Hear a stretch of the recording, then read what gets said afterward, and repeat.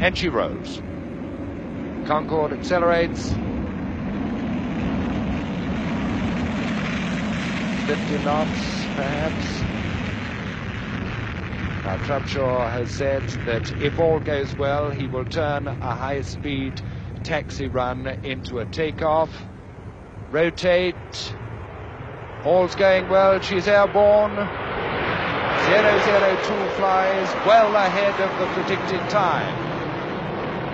Nose well up now. A 17-degree climb, allowing the speed to build up. Climbing at 4,000 feet a minute. Just look at the beautiful lines of that slender delta wing. Climbing steeply into the sunlit sky above Filton.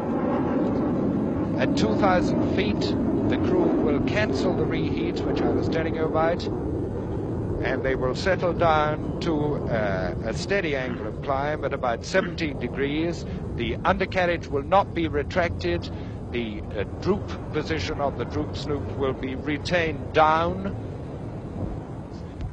In fact, the flight plan is an enormous figure S lying on its back, as it were, taking off from Filton to the west, turning right-handed through a little more than 180 degrees, then the long straight leg back towards just south of Swindon there, as you can see, down to Wantage, and then the turn left into Fairford.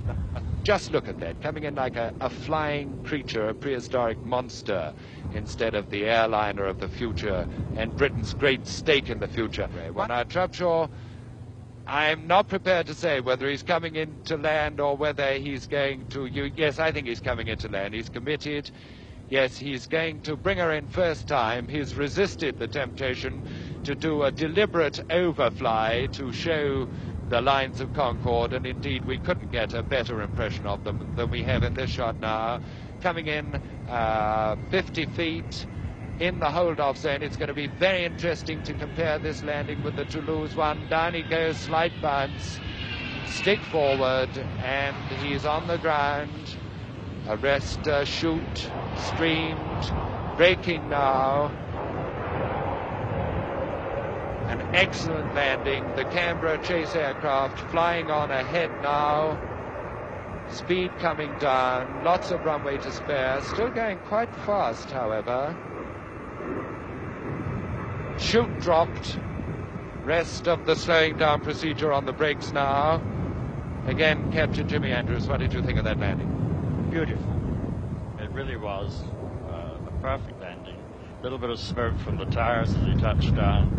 And he's doing a controlled slowdown because there's no point overheating the brakes if he doesn't have to. The great moment of the first flight, and it is a great moment and a great occasion. And here comes Brian Trubshaw to face the battery of cameras. And Sir George Edwards calling, "Well done, Trub." John Cochrane on his right, Brian, the flight engineer, in the center, the three flight observers bringing up the tail end of the procession.